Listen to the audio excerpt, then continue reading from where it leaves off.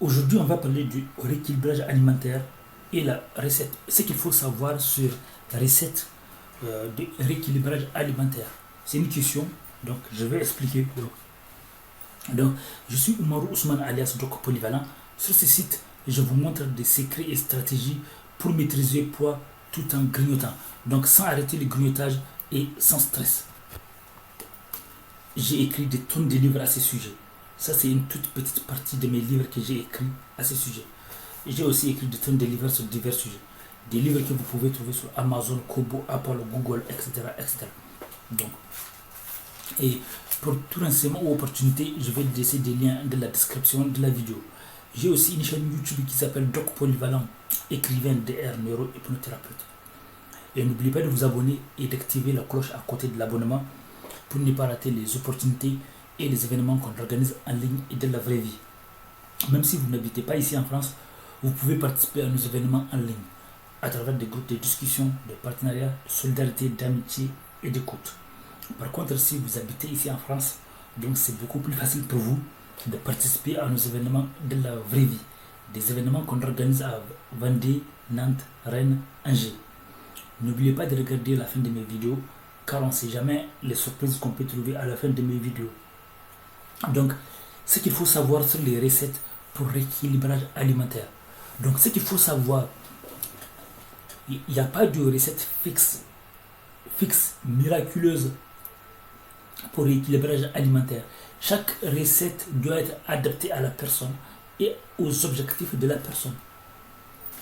Ce qui est bien pour vous, pour l'organisme, pour votre organisme, ne l'est pas forcément pour l'organisme d'une autre personne.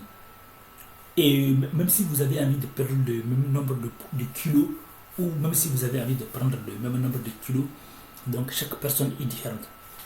Donc ce qu'il faut savoir, c'est que en parlant de rééquilibrage alimentaire, donc certains utilisent ces termes pour éviter de parler des régimes, parce qu'on sait que le régime c'est trop contraignant. Mais le rééquilibrage alimentaire, c'est efficace parce que vous pouvez mettre ça dans vos habitudes. Donc c'est de faire attention à votre alimentation. Il faut que l'alimentation soit adaptée à vous, à votre bien-être, il faut des aliments qui ne nuisent pas à votre santé. Et il faut des aliments qui apportent beaucoup de valeur à votre corps. Ça veut dire que, par exemple, donc vous devez manger correctement. Parce qu'il y a des gens qui refusent de manger des plats équilibrés, dans le but de perdre du poids. Il y en a qui choisissent de manger en faisant des diètes ou des stratégies pour manger parfois un seul aliment. Donc vous pouvez avoir des carences.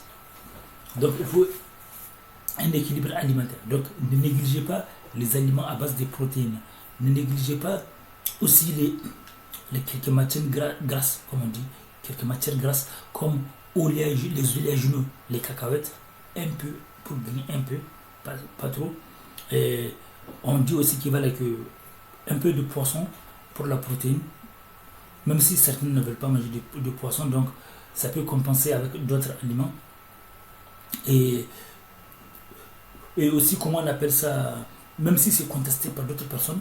Et après, vous pouvez aussi, n'oubliez pas les produits laitiers, n'oubliez pas évidemment les fruits et légumes, donc n'oubliez pas les féculents. Donc vous devez avoir une ration équilibrée quand même, mais qui est adaptée à vous. Donc un rééquilibrage alimentaire, ça doit être en fonction de vous. Donc le but pour perdre du poids, c'est d'apporter moins de calories que d'habitude. Comme ça, votre corps va prendre dans ses réserves, ce qui va vous faire perdre du poids. Et maintenant, c'est autre chose quand il s'agit des gens qui veulent prendre du poids. Donc, parce qu'il y a des gens qui veulent prendre du poids et qui souffrent aussi, qui n'arrivent pas à prendre du poids. C'est pour ça que nous, on parle de maîtrise du poids. Donc, c'est cas par cas. Donc, si vous avez envie de perdre du poids, forcément, vous allez diminuer. Vous allez faire attention au nombre de calories que vous apportez à votre organisme et vous allez diminuer certaines mesures. C'est vrai que c'est fatigant, je trouve, de mesurer. C'est pas. Vous pouvez diminuer votre consommation et si vous voulez, vous pouvez mesurer même pour diminuer. N'oubliez pas de vous peser au quotidien pour voir ce que ça donne. Donc c'est rééquilibrage, donc c'est en fonction vraiment de la personne, en fonction de son état, en fonction de son objectif.